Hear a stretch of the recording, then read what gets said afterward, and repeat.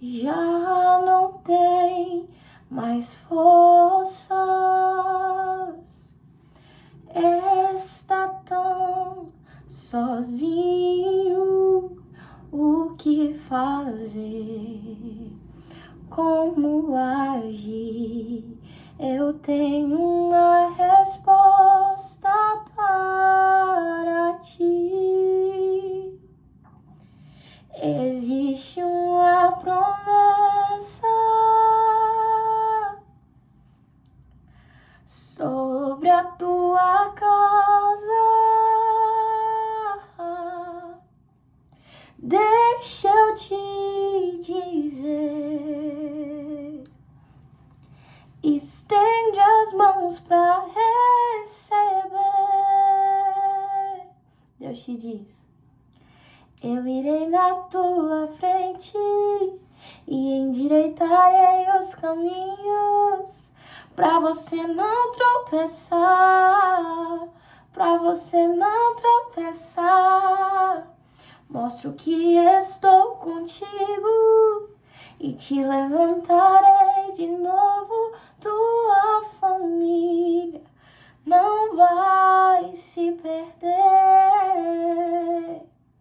pois eu irei na tua frente e endireitarei os caminhos pra você não tropeçar, pra você não tropeçar.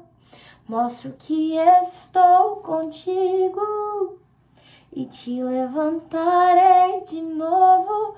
Tua família não vai se perder.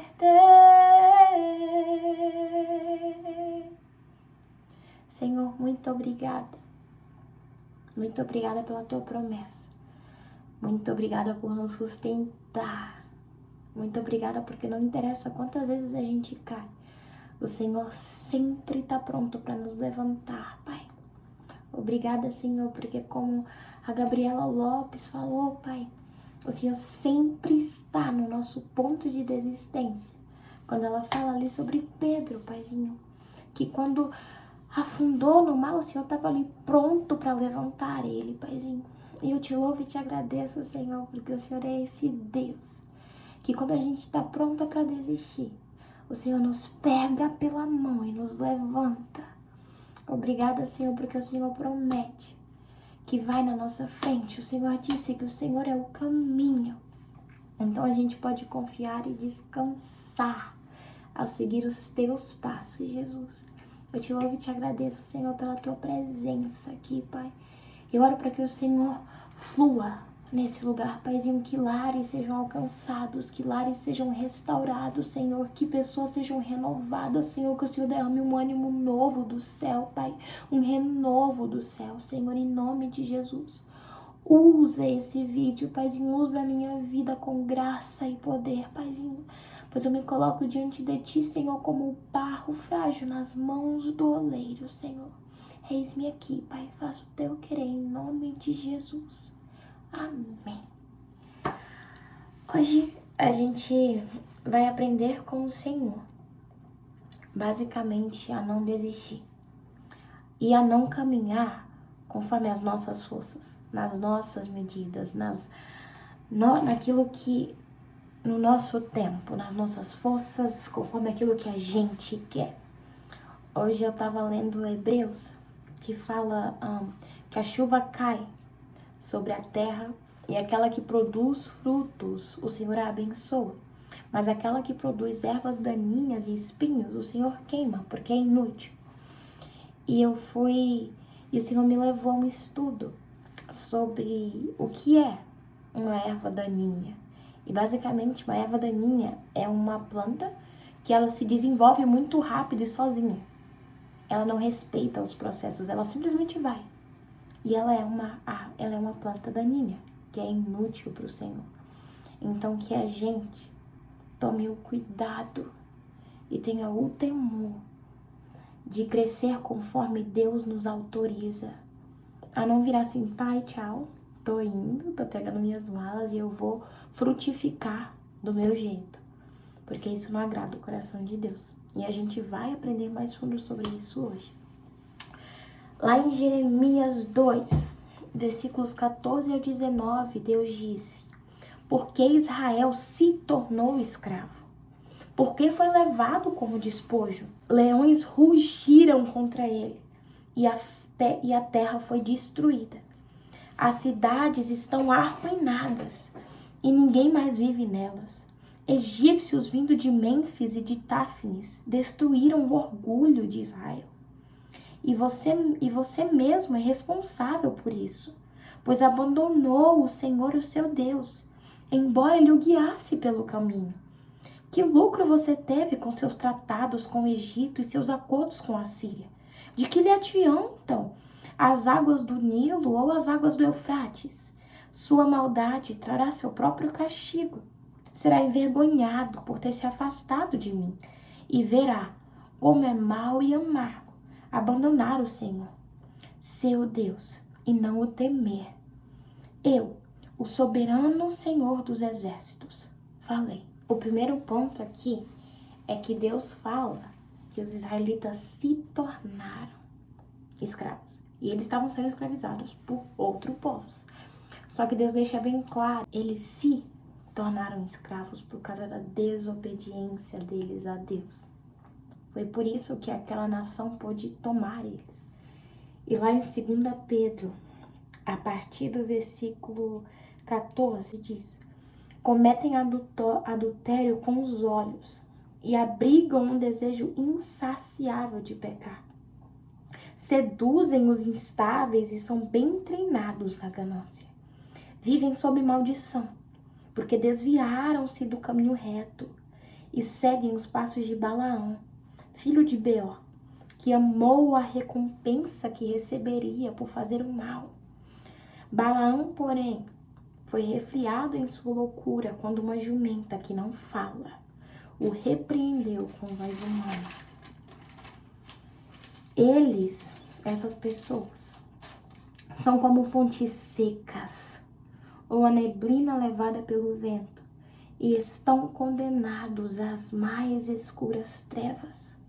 Com palavras vazias proclamam sua grandeza imaginária e apelam para desejos carnais, distorcidos, a fim de atrair de volta ao pecado aqueles que mal escaparam de uma vida enganosa. Prometem liberdade, mas eles próprios são escravos da corrupção, pois cada um é escravo daquilo que o controla. E quando alguém escapa da maldade do mundo ao conhecer nosso Senhor e Salvador Jesus Cristo, mas depois se deixa, após a gente conhecer Jesus, a gente só vive uma vida de pecado porque a gente quer. Porque em Jesus, através da graça, nós temos a capacitação de sermos irrepreensíveis diante de Deus. Se deixa emaranhar e se escravizar novamente pelo pecado, estar pior que antes.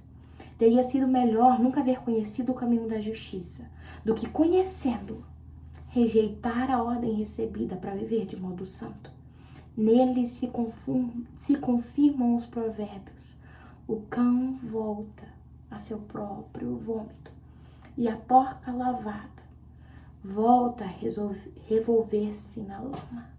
O segundo ponto que Deus falou a respeito do povo de Israel foi que os leões rugiram contra eles e a terra foi destruída. Ou seja, o leão não atacou, o leão não destruiu, o leão não devorou, o leão só precisou rugir. Quando a gente está em uma vida de desobediência, qualquer rugido do diabo destrói a gente. E lá em 1 Pedro 5, versículo 8 e 9, porque a palavra de Deus diz que aquele que está de pé vigie para não cair. E lá em 1 Pedro 5, versículos 8 e 9 diz: estejam atentos, tomem cuidado com seu grande inimigo, o diabo, que anda como um leão, rugindo à sua volta, à procura de alguém para devorar. Permaneçam firmes contra ele e sejam fortes na fé. Lembrem-se de que seus irmãos em Cristo, em todo o mundo, estão passando pelos mesmos sofrimentos. Paulo nos fala como lutar contra o nosso inimigo. E a gente luta contra ele permanecendo firmes na fé, que significa depender completamente de Deus. Depender completamente da força dele, da graça dele, da bondade dele. Todos os dias manter os nossos olhos fixos nele. Porém, os israelitas não fizeram isso. E eu fui pesquisar como funciona, né, a caça dos leões. E eu li que são as leoas que caçam. E o ataque ocorre ao anoitecer, que além de facilitar a camuflagem, é o período em que as vítimas estão mais distraídas. As leoas sempre caçam em duplas, ou em grupo de 3, seguindo uma tática silenciosa. Elas se aproximam da presa, utilizando arbustos e plantas como esconderijo. Ela não vai se apresentar. Parte do grupo fica escondida esperando para dar o bote, enquanto a outra espanta os animais em direção à emboscada. Então a leoa corre em direção à presa a 56 km por hora e a derruba com uma patada. Se for uma espécie maior, a leoa pula sobre o lombo do bicho, forçando a queda. O diabo manda os seus diabozinhos para nos distrair. Ele só precisa nos distrair. E então, quando a gente está distraído, então a gente pode ser atacado. E tá falando, né? Se for um animal grande, a leoa pula em cima e força a queda. Isso tá falando de grandeza no mundo espiritual. E entenda, todos nós somos frágeis e pecadores. Mas existe um nível que tu vai caminhando com Deus e que o inferno fica... Essa daí a gente tem que derrubar. E por isso que Paulo reforça tanto, fica firme, fica vigilante, não se distraia. As leoas atacam aqueles que, quando são distraídos, quando são espantados pelas outras leoas, se separam do seu bando, se isola. E um dos versículos que a gente leu em 1 Pedro, e onde a gente leu em 1 Pedro, ele fala, lembrem-se de que seus irmãos em Cristo, em todo o mundo, estão passando pelos mesmos sofrimentos. Aqui é Deus nos falando, não caminhe sozinho. Não ceda à tentação de se isolar na noite, de se isolar nos tempos difíceis, porque aí o inferno ganha força. E não caia na tentação de ficar orgulhoso, pensando que você pode tudo, que você é super espiritual. Tenha pessoas caminhando contigo para te fortalecer, para te corrigir, para te dar ânimo. Porque isso é de Deus, é plano de Deus. O segundo ponto do nosso versículo básico lá em Jeremias é que Deus diz, vocês mesmos são responsáveis por isso, pois abandonou o Senhor seu Deus, embora ele o guiasse pelo caminho. Muitas vezes a gente tem medo de depender completamente de Deus e obedecer às suas direções. Temos medo de não dar conta, temos medo de morrermos no caminho, temos medo de sofrer, temos medo tipo, vai que Deus está me levando para emboscada. E na verdade, a gente duvida do caráter de Deus ao acreditar que Ele, sendo bom e fiel e nos amando incondicionalmente, nos guiaria para algum caminho ruim, que iria nos destruir. Deus nos dá a direção, mas tememos e pensamos, como que eu vou chegar lá? Então, por medo, ao invés de obedecer, a gente prefere ser como Jonas e simplesmente fugir. Mas como a gente iniciou esse vídeo louvando ao Senhor, como a gente iniciou esse vídeo ouvindo do Senhor, e essa é a palavra de Deus, lá em Isaías 45, versículos 2 ao 6 diz, Assim diz ele: eu irei à sua frente, Ciro, e tornarei planos os montes. Quebrarei os portões de bronze e destruirei as trancas de ferro. Eu lhe darei tesouros escondidos na escuridão. Sim, riquezas secretas. Farei isso para que saiba que eu sou o Senhor, o Deus de Israel, que chama você pelo seu nome. Foi por causa de Jacó, meu servo, Israel, meu escolhido, que eu o chamei para realizar essa tarefa. Por isso o chamei pelo nome, quando você não me conhecia. Eu sou o Senhor, não há outro Deus. Eu já te preparei para a batalha, embora você não me conheça, para que todo mundo, de leste a oeste, saiba que não há outro Deus. Eu sou o Senhor e não há outro.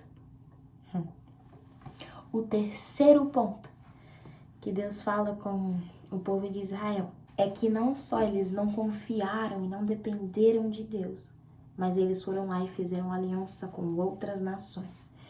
E Deus pergunta: de que lhe adiantam as águas do Nilo ou as águas do Eufrates? Ou seja, as águas que descem do lado direito do trono do Senhor. Não foi o suficiente para aquele povo. Lá em João 7, versículos 37 ao 38, diz que Jesus se levanta no meio da festa das cabanas e diz: quem tem sede, venha a mim e beba, pois as escrituras declaram: rios de água viva fluirão do interior de quem crer em mim. Quando ele falou de água viva, estava se referindo ao Espírito que seria dado mais tarde a todos aqueles que crescem. E lá em João 14, versículos 26 e 27 diz: mas quando o Pai enviar o encorajador, o Espírito Santo, como meu representante, ele lhes ensinará todas as coisas e os fará lembrar de tudo que eu lhes disse. Eu lhes deixo um presente, a minha plena paz em meio ao caminho. E essa paz que eu lhes dou é um presente que o mundo não pode dar. Portanto, não se aflijam e nem tenham medo. O Deus que nos chama, nos sustenta. Nós somos chamados a viver em plena paz e alegria e simplesmente fluir do rio de Deus. E fluir do rio de Deus é leve, é suave, não exige esforço, sabe? Não é uma coisa penosa, simplesmente flui. Porém, a gente rejeita esse presente tão lindo que Jesus nos deu, que é a sua paz, que é a dependência do seu Espírito. Pois a gente quer as coisas do nosso jeito, a gente quer as coisas no nosso tempo.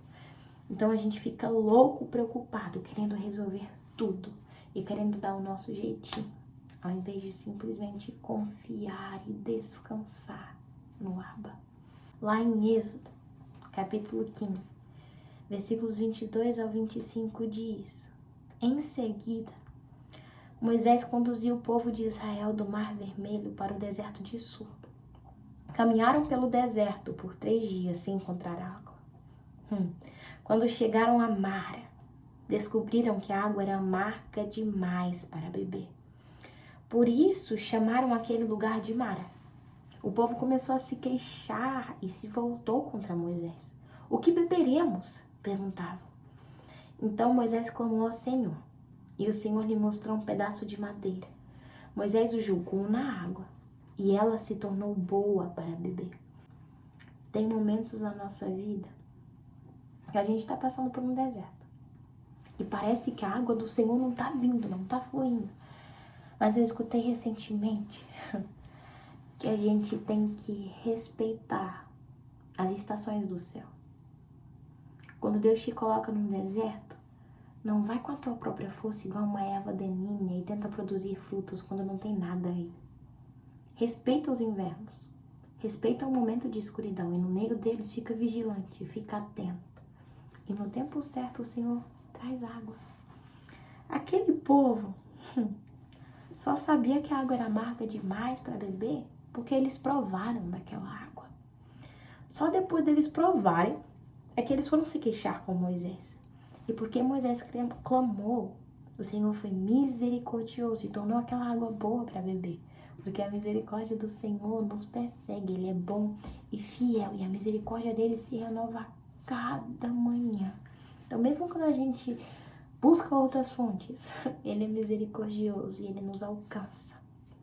Porém, o que aquele povo não sabia?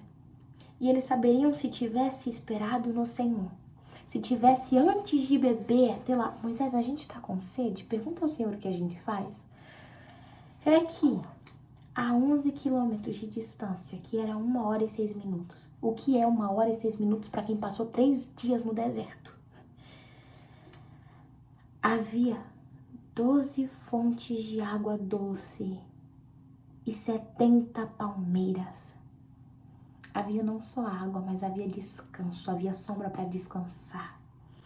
Deus é que estava guiando eles. E ele não tinha apenas o que eles necessitavam, que era água, mas também tinha a sombra das palmeiras para o seu povo descansar. Mas quantas vezes a gente prefere beber da mara, ao invés de esperar em Deus? E lá em Salmos 23, versículos 1 ao 4, diz: o Senhor é o meu pastor e nada me faltará. Ele me faz repousar em verdes pastos e me leva para junto de riachos tranquilos. Renova minhas forças e me guia pelos caminhos da justiça. Assim ele honra o seu nome, mesmo quando eu andar pelo escuro vale da morte. Não terei medo, pois tu estás ao meu lado.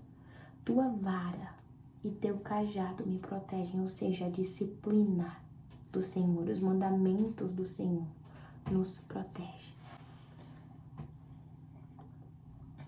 O quinto ponto que Deus tratou com os israelitas foi que ele disse que as suas maldades trariam ao seu povo castigo e eles veriam como é amargo abandonar o Senhor. E lá em Deuteronômio 11, versículos 26 ao 28, Deus diz: vejam, hoje lhes dou a escolha entre bênção e maldição. Vocês serão abençoados se obedecerem aos mandamentos do Senhor, o seu Deus, que hoje lhes dou, mas serão amaldiçoados se rejeitarem os mandamentos do Senhor, o seu Deus, afastando-se de seus caminhos e adorando deuses que vocês não conheciam. Desculpa, eu falei que foi Deus que falou, mas na verdade foi Moisés.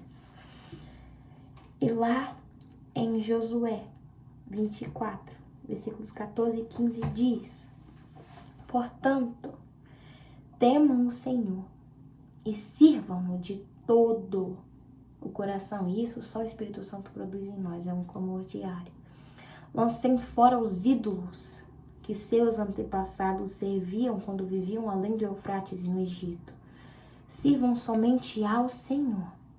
Mas se vocês se recusarem a servir ao Senhor, escolham hoje a quem servirão. Escolherão servir os deuses aos quais seus antepassados serviram além do Eufrates? Ou os deuses dos amorreus em cuja terra vocês habitam?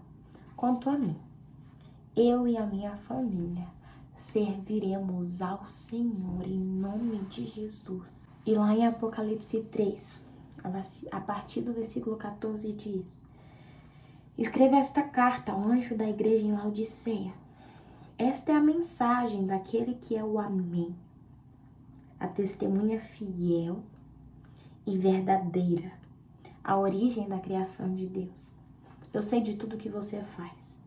Você não é frio nem quente. Desejaria que fosse um ou outro, mas porque é como água morna, nem quente nem fria, eu vomitarei da minha boca. Você diz: sou rico e próspero, não preciso de coisa alguma, e não percebe que é infeliz, miserável, pobre, cego e que está nu. Eu o aconselho a comprar de mim ouro purificado pelo fogo, e então será rico. Compre também roupas brancas, para que não se envergonhe da sua nudez. E colírio para aplicar nos olhos, a fim de que enxergue. Eu corrijo e disciplino aqueles que eu amo. Por isso, seja zeloso e arrependa-se. Preste atenção. Eu estou à porta e bato. Se você ouvir minha voz e abrir a porta, entrarei e juntos faremos uma refeição como amigos. O vitorioso se sentará comigo em meu trono, assim como eu fui vitorioso e me sentei com meu Pai em meu trono. Quem tem ouvidos para ouvir, ouça o que o Espírito diz às igrejas. Quando eu li isso, eis que estou à porta e bato. Jesus está falando para a igreja. Ele está do lado de fora do coração daquele que é a igreja. E ele fez eu me lembrar da Camila. Eu não lembro o sobrenome. Acho que é Camila Vieira. Da Camila Vieira. E ela testemunha que ela passou 20 anos na igreja. 20 anos sem realmente abrir a porta para Jesus. 20 anos cheia de orgulho e autossuficiência. Ela vivia com Deus na questão do mérito. Então ela servia muito, ela fazia muito. Mas a verdade é que ela nunca tinha abrido a porta para Jesus. Jesus estava batendo na porta há 20 anos. E um ponto muito importante que Jesus fala para essa igreja, que se achava a rica. Não preciso de nada. O vitorioso se assentará comigo no meu trono. E o reino de Deus é diferente. No reino de Deus, o maior é o que serve. No reino de Deus, é necessário que eu diminua para que ele cresça. No reino de Deus, nós somos chamados para negar a nós mesmos, carregar a nossa cruz e segui-lo. Jesus é claro quando ele diz, aquele que quer vir após mim, aquele que quer vir após mim, aquele que quer viver nesse caminho, não tem alternativa. Não tem outro jeito, tem que tomar a sua cruz e se negar todos os dias. Todos os dias. E todos os dias ele nos dá graça e misericórdia para conseguir combater o bom combate da fé. Lá em Romanos 8, versículo de 1 ao 2 e do 5 ao 7 diz: agora, portanto, já não há nenhuma condenação para os que estão em Cristo Jesus. Pois em Cristo Jesus, a lei do Espírito que dá vida, te libertou da lei do pecado que leva à morte.